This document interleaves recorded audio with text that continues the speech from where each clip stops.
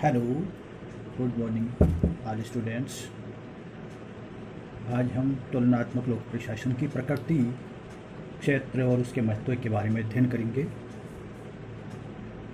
जैसा आप जानते हैं कि तुलनात्मक लोक प्रशासन की प्रकृति का अभिप्राय यहाँ पर तुलनात्मक लोक प्रशासन की बनावट उसकी संरचना से है, जिसके अंतर्गत विभिन्न प्रशासनिक संगठनों की विभिन्न विशिष्ट संस्कृतियों, राजनीतिक पर्यावरण, प्रचलित सिद्धांतों की अपर्याप्तता, प्रशासनिक मूल्यों, प्रशासनिक प्रणालियों, सिद्धांतों, प्रशासनिक तकनीकियों, विधियों की उपादेयता सिद्ध करने के लिए उसके सैद्धांतिक और व्यवहारिक दोनों पक्षों का अध्ययन लोक प्रशासन की प्रकृति के अंतर्गत किया जाता है।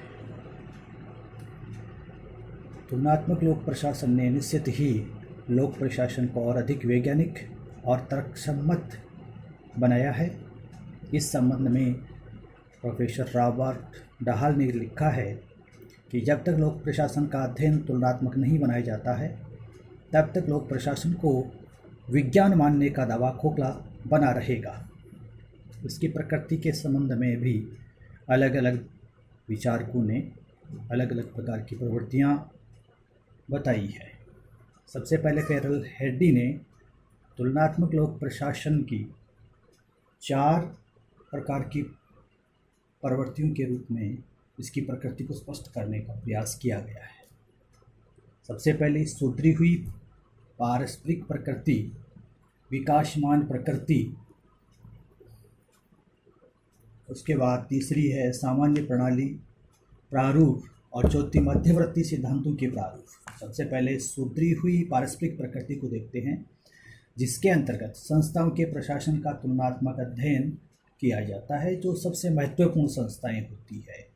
प्राय यह देखा जाता है कि विकसित जो देश हैं उनके प्रशासनिक संगठनों का संरचनात्मक दृष्टि से तुलनात्मक अध्ययन किया जाता है, वो सुधरी हुई पारस्परिक प्रकृति के अंदर शामिल किया जाता है। सुधरी हुई विकसित देशों की जो प्रवृत्तियाँ हैं, वहाँ के जो प्रशासनिक संगठन हैं, उनका तुलनात्मक अध्ययन लोक प्रशासन की प्रकृति के अंतर्गत माना है कैरल हेडी ने। दूसरा है विकासमान प्रकृति, जिसके अंतर्गत देश के सामाजिक, आर्थिक, राजनीतिक विकास के कारण उत्पन्न समस्याओं का अध्ययन किया जाता है। तीसरी है सामान्य प्रणाली प्रारूप, जिसके अंतर्गत सामाजिक वातावरण के अनुरूप प्रशासनिक व्यवस्थाओं का अध्ययन किया जाता है। सामाजिक परिवेश के अनुरूप वहाँ का प्रशासनिक तंत्र संचालित होता है, जिसका विश्लेषण और अध्ययन करते हुए एक ऐसा मॉडल या प्रारूप तैयार करने का प्रयास किया जाता है जो सामान्यतया वहाँ के प्रशासन और समाज दोनों पर लागू किया जा सके। तो इस प्रकार सामान्य प्रणाली प्रारूप प्रकृति की दृष्टि से भी तुलनात्मक लोक प्रशासन के अंतर्गत सम्मिलित किया गया है। मध्यवर्ती सिद्धांतों के प्रारूप, इसके अंतर्गत प्रशासनिक व्यवस्था की निश्चित प्रक्रिया को लिया गया है, जिसके अध्ययन और विश्लेषण के बाद के सभी पक्षों पर व्यवहारिक रूप से विश्लेषण व परीक्षण किया, जो सभी पक्षों पर लागू किया जा सके। ऐसा जो अध्ययन है, उसके आधार पर जो सिद्धांत बनाए जाते हैं, वह मध्यवर्ती सिद्धांत प्रणाली प्रारूप के अंतर्गत तुलनात्मक लोक प्रशासन की प्रकृति में कैरल हेडी ने सम्मिलित किया है। उसके बाद रॉबर्ट टी कोलंबस्की, उन्होंने भी तुलनात्मक लोक प्रशासन की विषय वस्तु को प्रकृति की दृष्टि से 3 बातों का उल्लेख किया है। उन्होंने ध्यान केंद्रित करने विषय के महत्व, जो ध्यान केंद्रित करने योग्य महत्वपूर्ण विषय है, उसका अध्ययन तुलनात्मक लोक प्रशासन के अध्ययन में शामिल किया है। ऐसा अध्ययन जो परिणाम दे सकने के प्रयासों में अधिक महत्वपूर्ण हो। और तीसरा उन्होंने बताया कि अध्ययन की पद्धतियों के दृष्टिकोणों को अपनाने के लिए जो प्रेरणा देता हो या प्रेरणा प्रदान करता हो, वह तुलनात्मक लोक प्रशासन की प्रकृति के अंतर्गत सम्मिलित किया जाता है। उसके बाद प्रोफेसर रिक्स ने भी तुलनात्मक लोक प्रशासन की 3 प्रकार की प्रवृत्तियां बताई है। आदर्श मूलक से अनुभव मूलकता की ओर, विशिष्टता से सामान्यप्रकता की ओर, गैर पारिस्थितिकी से पारिस्थितिकी की ओर। सबसे पहले देखते हैं हम आदर्श मूलक से अनुभव मूलकता की ओर। आदर्श मूलक के अंतर्गत किसी भी सैद्धांतिक दृष्टि से अध्ययन के बजाय प्रोफेसर रिक्स ने कहा है कि उसका अध्ययन अनुभव मूलक या यथार्थ पे होना चाहिए, सिद्धांतों के बजाय। हमें क्या होना चाहिए इस पे बल देने के बजाय क्या है पर बल दिया जाना चाहिए। दूसरा विशिष्ट यानी इडियोग्राफिक से नोमोथेटिक यानी सामान्य प्रकता की ओर, जहाँ पर इडियोग्राफिक या विशिष्टता का अभिप्राय है किसी एक विशेष घटना, एक विशेष प्रशासनिक समस्या से। इसका अध्ययन एक व्यक्ति की जीवनी का अध्ययन भी इसमें शामिल किया जा सकता है।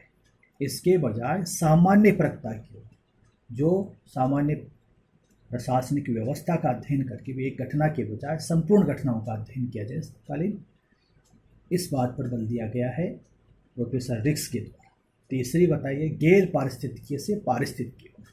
उन्होंने कहा है कि प्रशासन का अध्ययन करते समय उसकी बाह्य पर्यावरण के प्रभावों के संदर्भ में किया जाना चाहिए, न कि गैर पारिस्थितिकी। ऐसा नहीं है कि बाह्य पर्यावरण जो हमारा आर्थिक, सामाजिक, राजनीतिक है उसका या संवैधानिक पर्यावरण उसका प्रशासन पर प्रभाव पड़ता है, इस बात को देखते हुए अध्ययन किया जाना चाहिए, न कि केवल एक प्रशासनिक संगठन का।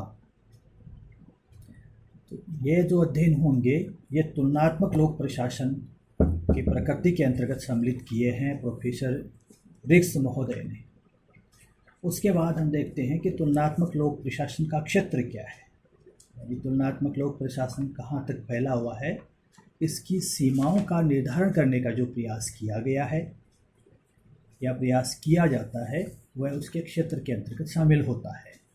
प्राय हम देखते हैं कि तुलनात्मक लोक प्रशासन का अध्ययन का क्षेत्र आज विश्वव्यापी है। इसके अंतर्गत प्राय देखा जाता है कि किसी देश के आंतरिक प्रशासनिक संगठनों का जब अध्ययन हम करते हैं तो अंतर्देशीय दृष्टिकोण में शामिल होता है, और जब दो देशों की प्रशासनिक व्यवस्थाओं का अध्ययन करते हैं तो अंतर्राष्ट्रीय अध्ययन माना जाता है। इस तरह से लोक प्रशासन के क्षेत्र को भी हम विभिन्न प्रकार के दृष्टिकोणों या बिंदुओं के आधार पर समझ सकते हैं।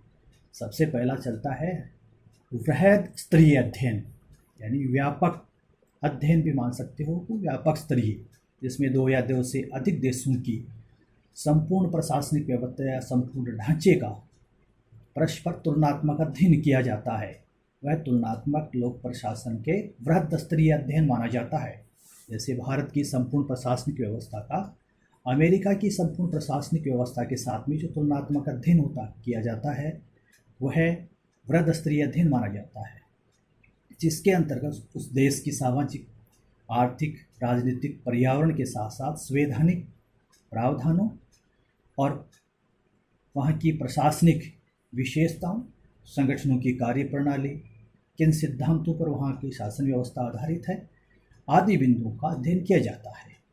दूसरा जो क्षेत्र के संबंध में प्रचलित दृष्टिकोण है वह है मध्यम स्तरीय, यानी दो या दो से अधिक देशों के ऐसे प्रशासनिक व्यवस्था से बड़े भाग का उसी प्रकार के दूसरे भाग के साथ में जो अध्ययन किया जाता है, जो न तो प्रशासनिक भाग हैं वो बड़े होते हैं और न ही ज़्यादा छोटे होते हैं, यानी एक देश का दूसरे देश के उसी भाग के साथ परस्पर तुलना इसके अंतर्गत आती है। उदाहरण के लिए हम ले सकते हैं कि भारत की नौकरशाही का ब्रिटेन की नौकरशाही के साथ में तुलनात्मक अध्ययन, या भारत की स्थानीय सरकारों का अमेरिका की स्थानीय सरकारों के साथ में तुलनात्मक अध्ययन मध्यम स्तरीय अध्ययन के अंतर्गत आता है। जो इकाई इतनी बड़ी भी नहीं हो और इतनी ज़्यादा छोटी भी नहीं होनी चाहिए, उसका जो तुलनात्मक अध्ययन इस दृष्टिकोण के अंतर्गत आता है। इसका उद्देश्य किसी विशेष क्षेत्र की कोई प्रॉब्लम है तो उसके गुण और दोषों को जान करके उसके निदान के लिए सामान्य नियमों को ढूंढने का प्रयास करना होता है। तीसरा इसके क्षेत्र के संबंध में जो दृष्टिकोण प्रचलित है वह है लघु स्तरीय अध्ययन। जैसा आप जानते हैं कि आजकल सामाजिक विज्ञानों में सबसे ज़्यादा लघु स्तरीय अध्ययन ही प्रचलित है, जिसमें एक संगठन का दूसरे संगठन के साथ में जिनके स्तर समान हैं तुलनात्मक अध्ययन किया जाता है। इसमें प्रशासनिक प्रणाली के एक छोटे भाग का दूसरे छोटे भाग के साथ में विश्लेषण सम्मिलित होता है। जैसे भारत के प्रशासनिक संगठनों में भर्ती प्रक्रिया का अमेरिका की भर्ती प्रक्रिया के साथ में तुलनात्मक अध्ययन, भारत की प्रशिक्षण व्यवस्था का फ्रांस की प्रशिक्षण व्यवस्था के साथ में तुलनात्मक अध्ययन सूक्ष्म या लघु स्तरीय अध्ययन के क्षेत्र में शामिल होता है। उसके बाद समस्तरीय अध्ययन, 2 या 2 से अधिक देशों के समान स्तरों का जो तुलनात्मक अध्ययन होता है, सम यानी सम्मान स्तर, जैसे भारत के राज्य प्रशासन का अमेरिका के राज्य प्रशासन के साथ में तुलनात्मक अध्ययन, भारत के केंद्रीय प्रशासन का ब्रिटेन के केंद्रीय प्रशासन के साथ में तुलनात्मक अध्ययन इस क्षेत्र के अंतर्गत शामिल होता है। अगला जो है बिंदु है विषम स्तरीय अध्ययन।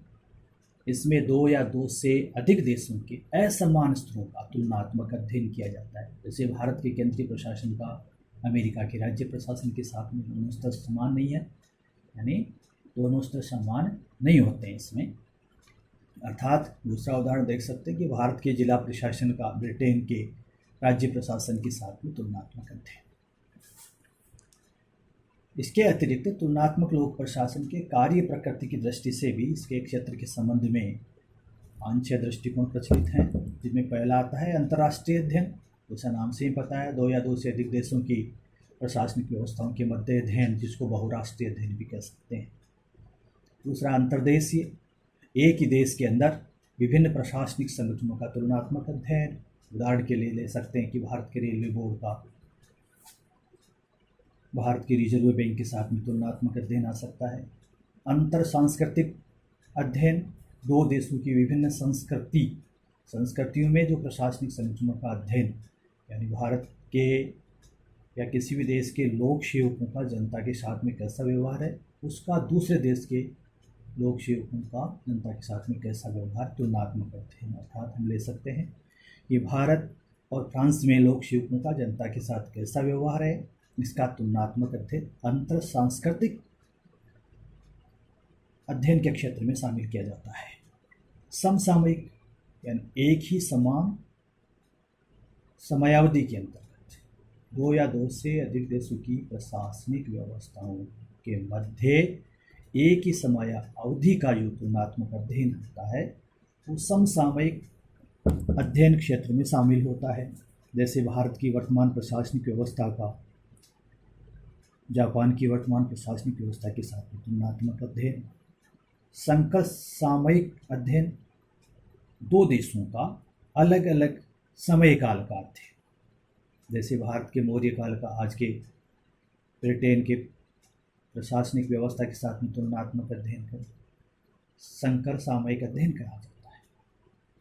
बहुराष्ट्रीय अध्ययन, 2 या 2 से अधिक देशों की प्रशासनिक व्यवस्थाओं का उनकी आर्थिक स्थिति के संदर्भ में जो तुलना की जाती है, जिसमें विकसित, विकासशील या गरीब या पिछड़े जो देशों हैं, उनकी प्रशासनिक व्यवस्थाओं का तुलनात्मक अध्ययन भी किया जा सकता है। लास्ट है अंतर संरचनात्मक, अंतर संस्थागत, अंतर विधायी और अंतर पर्यावरणीय अध्ययन, यानी विभिन्न देशों की प्रशासनिक कार्यप्रणाली, प्रशासनिक संरचना, संगठनों का पर्यावरण और उसके संदर्भ पर आधारित जो अध्ययन होता है, वो अंतर संरचनात्मक, संस्थागत और अंतर विधायी और अंतर पर्यावरणीय अध्ययन कहलाता है। जैसे भारत के मंत्रिमंडल सचिवालय के संगठन का ब्रिटेन के मंत्रिमंडल सचिवालय के संगठन का के साथ में तुलनात्मक अध्ययन अंतर संरचनात्मक तुलनात्मक अध्ययन कहलाता है। अंतर संस्थागत, भारत की व्यवस्थापिका का अमेरिका की व्यवस्थापिका के साथ में तुलनात्मक अध्ययन। अंतर विधायी, जो भारत की व्यवस्थापिका या विधायिका है, उसकी विधि निर्माण की प्रक्रिया का वहाँ की अमेरिका की विधि निर्माण की प्रक्रिया के साथ में या विधायिका का तुलनात्मक अध्ययन। अंतर पर्यावरणीय, यानी एक देश के अंदर उसके सामाजिक, आर्थिक, राजनीतिक पर्यावरण के साथ में प्रशासनिक व्यवस्था का दूसरे देश के उसके पर्यावरण के साथ में संवैधानिक, सामाजिक, आर्थिक, राजनीतिक पर्यावरण है। उसके साथ में जो तुलनात्मक अध्ययन किया जाता है वह है अंतर पर्यावरणीय। ये वहाँ की राजनीतिक व्यवस्था कैसी है, वहाँ पर दबाव समूह कैसे हैं, राजनीतिक दल प्रणाली कैसी है, कौन से सिद्धांतों पर वो प्रचलित है, उसका भारत की दलीय प्रणाली या कि कौन सी व्यवस्था के सिद्धांत पर प्रचलित है, उसके साथ में जो तुलनात्मक अध्ययन होगा वह अंतर पर्यावरणीय तुलनात्मक अध्ययन कहलाता है।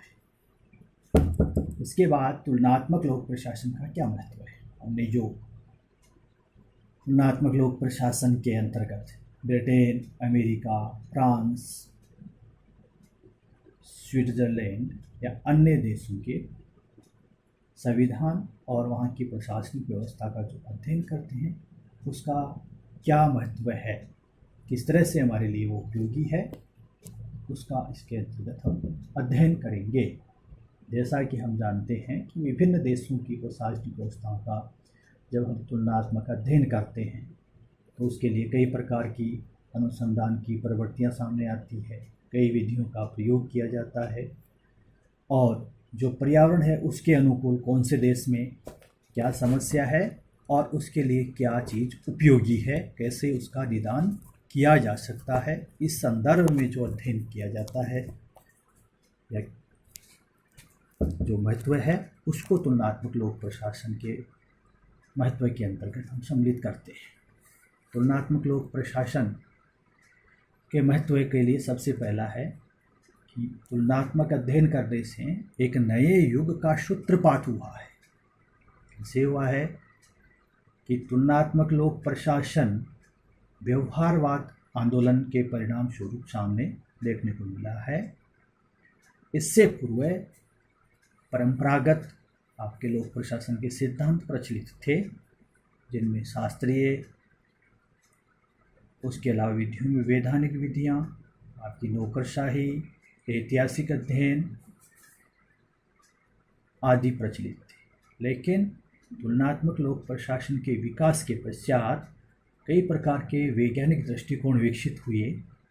तुलनात्मक लोक प्रशासन के विकास से जो लोक प्रशासन का अध्ययन है वह अंतर विषय अध्ययन बनाया गया। यानी लोक प्रशासन का अध्ययन है वो समाजशास्त्र के साथ, राजनीति शास्त्र, अर्थशास्त्र के साथ अंतर विषय दृष्टिकोण के साथ किया जाने लगा और इसके अध्ययन से पारिस्थितिकीय उपागम, विकास प्रशासन, प्रशासनिक विकास जैसी कई प्रकार की नवीन अवधारणाएं विकसित हुई है, जिससे हम कह सकते हैं कि तुलनात्मक लोक प्रशासन ने एक नए युग का सूत्रपात किया है जो लोक प्रशासन में नई अवधारणाएं देता है और इसको और अधिक वैज्ञानिक बनाने के प्रयास करता है।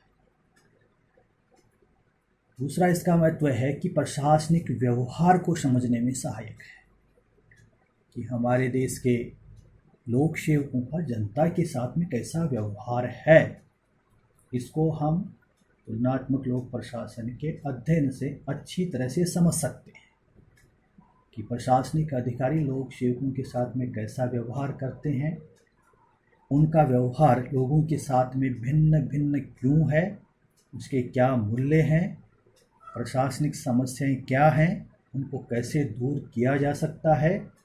घर बैठे ही हम तुलनात्मक अध्ययन से दूसरे देशों की प्रशासनिक व्यवस्था के अंतर्गत लोक सेवकों का जनता के साथ यानी प्रशासनिक व्यवहार कैसा है उसका भी अध्ययन कर सकते हैं या समझ सकते हैं। तीसरा इसका महत्व है कि ये लोक प्रशासन को वैज्ञानिकता प्रदान करता है कि जो नए नए सिद्धांत निर्माण की प्रक्रिया आई है, अनुसंधान को बढ़ावा दिया गया है, अंतर विषय बनाया गया है, जिस लोक प्रशासन में केवल स्थानीय सरकारों, राज्य सरकारों, हमारे राष्ट्र की सरकारों जैसी संकीर्णताओं से ऊपर उठ करके इसके अध्ययन को अंतर्राष्ट्रीय या राष्ट्रीय क्षेत्र तक पहुंचाया है, जिससे परिस्थितियों के साथ में प्रशासनिक व्यवस्थाओं का अनुभव का लाभ मिलता है और आवश्यक सुधार करके लोक प्रशासन को भी अधिक वैज्ञानिकता की ओर बल दिया गया है। अगला महत्व है तुलनात्मक लोक प्रशासन का कि इसके अध्ययन से हम विभिन्न देशों के बीच में वहाँ की जो प्रशासनिक व्यवस्था है उसका तुलनात्मक विश्लेषण कर सकते हैं, उसको समझ सकते हैं तुलनात्मक दृष्टि से कि कौन से देश में कैसी व्यवस्था है और कैसे सिद्धांतों को अपनाया गया है, वहाँ के संविधान की क्या क्या विशेषताएं हैं, वहाँ नौकरशाही कैसी है, लोक सेवक कौन से सिद्धांतों का पालन करते हैं, न्यायपालिका कार्यपालिका व्यवस्थापिका की स्थिति भारत में कैसी है, अमेरिका में कैसी है, ब्रिटेन में कैसी है, कौन से सिद्धांतों को वहाँ व्यवहार में अपनाया गया है, किस प्रकार से कानून का निर्माण होता है, कैसे वहाँ पर संविधान में संशोधन होता है, नागरिकों को क्या अधिकार दिए गए हैं, इन सब का हम तुलनात्मक अध्ययन कर सकते हैं और समझ सकते हैं। अगला है दूसरे देशों की प्रशासनिक व्यवस्थाओं को समझने में सहायक। ये तो साफ स्पष्ट दिखाई देता है कि जब हम दो या दो से अधिक देशों की तुलना करते हैं तो वहाँ के संविधान को भी या संविधान की विशेषताओं का भी अध्ययन करेंगे, वहाँ के राजनीतिक पर्यावरण का भी अध्ययन करेंगे, वहाँ के प्रशासनिक पर्यावरण का भी अध्ययन करेंगे, वहाँ पर कौन कौन से मंत्रालय कैसे काम करते हैं, संगठन क्या है, राजकोषीय स्थिति क्या है, किस तरह से नियम बनते हैं, यानी प्रशासनिक सिद्धांतों का सैद्धांतिक और व्यवहारिक दोनों दृष्टि से अध्ययन करते हैं। वहाँ की प्रशासनिक संस्कृति कैसी है, प्रशासनिक व्यवहार कैसा है, ये सारी जानकारियाँ या ज्ञान हमें प्राप्त होता है इस तुलनात्मक लोक प्रशासन को पढ़ने से। इसलिए हम यह कह सकते हैं कि दूसरे देशों की प्रशासनिक व्यवस्था को समझने में भी तुलनात्मक लोक प्रशासन सहायक सिद्ध होता है। इसके अलावा हम देख सकते हैं कि तुलनात्मक लोक प्रशासन के अध्ययन से लोक प्रशासन का क्षेत्र अधिक व्यापक और गहन हुआ है। जो स्थानीय, राष्ट्रीय, राज्य स्तरीय तक सम्मिलित था उसमें अंतर्राष्ट्रीय आ गया, अनुसंधान का क्षेत्र बढ़ गया, रिसर्च के लिए विदेशों में जाने लगे हैं और आतंकवाद, आपके भ्रष्टाचार जैसी समस्याओं को दूर करने के लिए भी काफ़ी प्रकार के अनुसंधान कार्य प्रचलित हैं।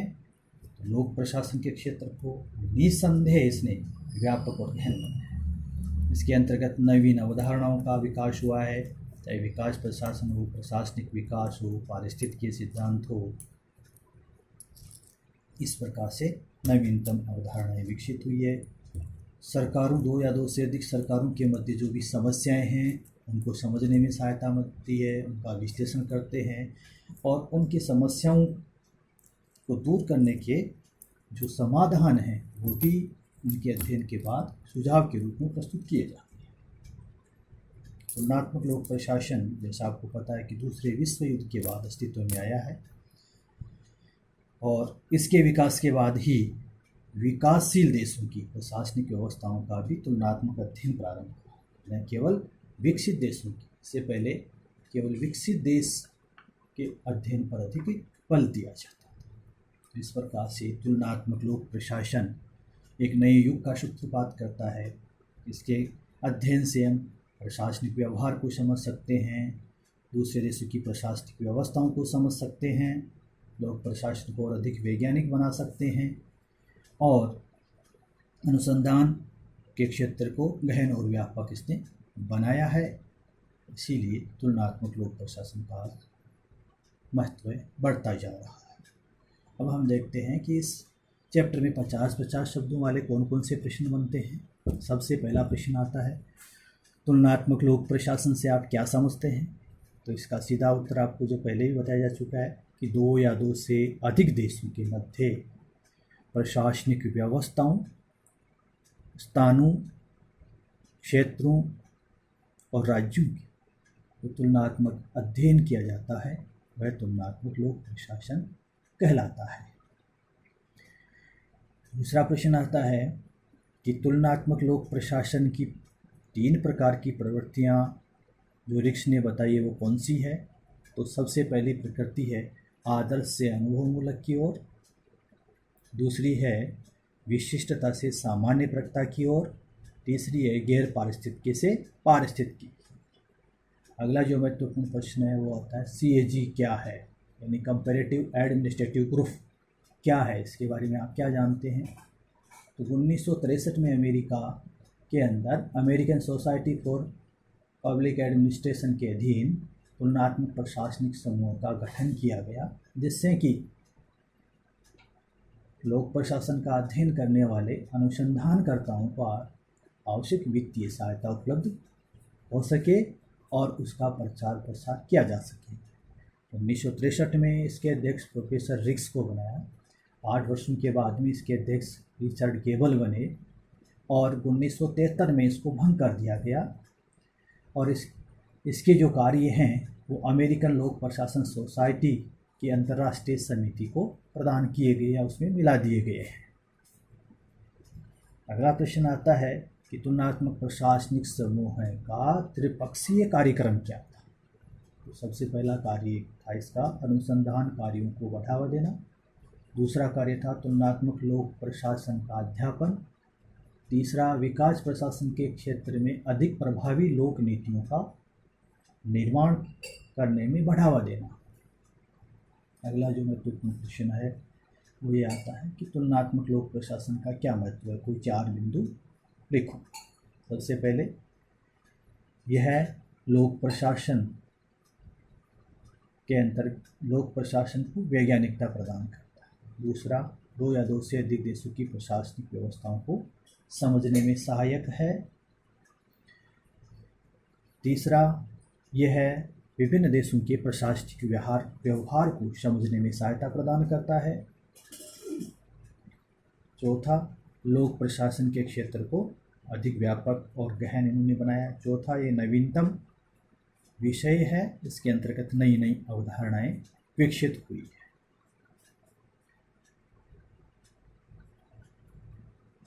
तो ये थे इसके 50-50 शब्दों वाले महत्वपूर्ण क्वेश्चन। इनके अलावा तुलनात्मक लोक प्रशासन को परिभाषित कीजिए, तो अपनी तरफ से इसको परिभाषित करना है। जैसे हम कह सकते हैं कि तुलनात्मक लोक प्रशासन दो देशों के लोक प्रशासन का अध्ययन है, जिसके अंतर्गत उसकी विशिष्ट संस्कृतियों प्रशासनिक व्यवस्थाओं का अध्ययन सम्मिलित किया जाता है। तुलनात्मक लोक प्रशासन की कोई 4 विशेषताएं बताइए। यह नवीनतम विषय जिसमें नए नए आपके उपागम विकसित हुए हैं। दूसरा, इसमें 2 देशों की प्रशासनिक व्यवस्थाओं का तुलनात्मक अध्ययन किया जाता है। तीसरा, इसमें 2 या 2 से अधिक देशों की प्रशासनिक संस्कृतियों को समझने का प्रयास किया है। तीसरा, ये लोक प्रशासन को अधिक वैज्ञानिक व तर्कसंगतता प्रदान करता है। अगली विशेषता है कि ये इसके द्वारा सिद्धांत निर्माण प्रक्रिया को और गति प्रदान की गई है। तो ये था तुलनात्मक लोक प्रशासन की विशेषताएं। अगला चैप्टर होगा, आप आगे आपको पढ़ाएंगे तुलनात्मक लोक प्रशासन के अध्ययन के उपागम कौन कौन से हैं। इसके अध्ययन के उपागम में अगले वीडियो में हम चर्चा करेंगे।